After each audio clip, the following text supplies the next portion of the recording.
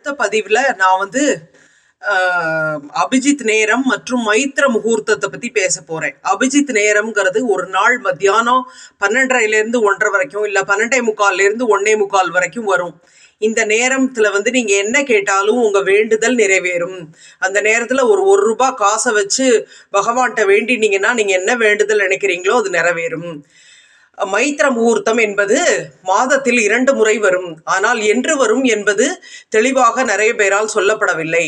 மைத்திர முகூர்த்தம் எப்போ வரும் என்றால், மேஷ லக்னமும் அஸ்வினி நட்சத்திரமும் சேர்ந்து வரும் நாளில் மற்றும் விருச்சிக லக்னமும் அனுஷ நட்சத்திரமும் சேர்ந்து வரும் நாளில் இந்த மைத்திர முகூர்த்தம் வரும். இந்த மைத்திர முகூர்த்தம் வரும் நேரத்தை நீங்கள் அன்று இந்த லக்னம் எந்த நேரத்தில் வருகிறது என்பதை வைத்து கணக்கிடலாம். இந்த மைத்திர முகூர்த்தத்தில் நீங்கள் யாருக்காவது கடன் கொடுத்திருந்தால் அந்த கடன் தொகையை அந்த நேரத்தில் கேட்டால் அவர்கள் நீங்கள் கொடுத்த தொகையை திருப்பி கொடுப்பதற்கான வாய்ப்புகள் மிக அதிகம். கூடுமானவரை கடன் வாங்குவதையும் கொடுப்பதையும் தவிர்ப்பது மிகவும் நல்லது. செவ்வாய் வெள்ளியில் அதிகம் செலவிட வேண்டாம். செவ்வாய்க்கிழமையன்று செவ்வாய் ஹோரையில் கடன் வாங்கியிருந்து திரும்ப செலுத்தினால் அந்த கடன் முழுமையாக விரைவில் அடையும்.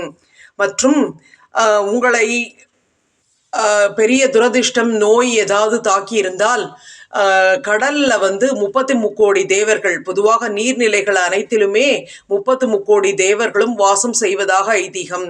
அதனால் நீங்கள் எங்கேயாவது நீர்நிலைக்கு சென்றால் முதலில் கால் வைக்காமல் தீர்த்தத்தை எடுத்து தலையில் தெளித்த பின்னர் கால் வைத்து நிற்பது அல்லது நீராடுதல் மிகவும் நல்லது.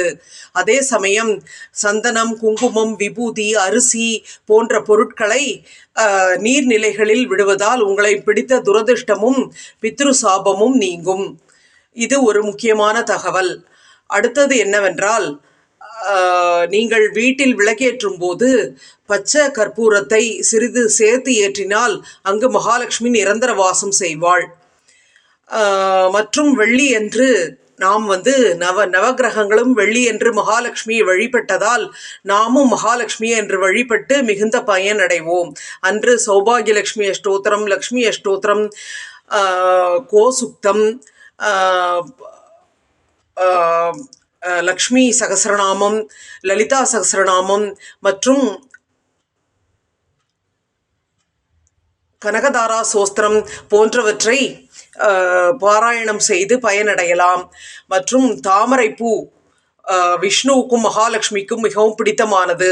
தாமரை தண்டு திரியும் லக்ஷ்மி கடாட்சத்தை வரவழைக்கும். எனவே வெள்ளி என்று தாமரை தண்டு திரியில் விளக்கேற்றி தாமரை பூவை சமர்ப்பித்து மற்றும் முடிந்தால் வெள்ளை நிற பூக்கள், நறுமணமான பூக்கள், முல்லை மற்றும் மல்லிகை போன்றவற்றை சமர்ப்பிப்பதன் மூலம் மகாலட்சுமியின் முழுமையான அருளை பெறலாம்.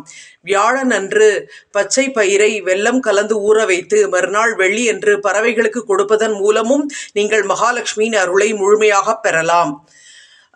இந்த பதிவு பிடித்திருந்தால் லைக் பண்ணுங்க, ஷேர் பண்ணுங்க, சப்ஸ்கிரைப் பண்ணுங்க. தேங்க்யூ.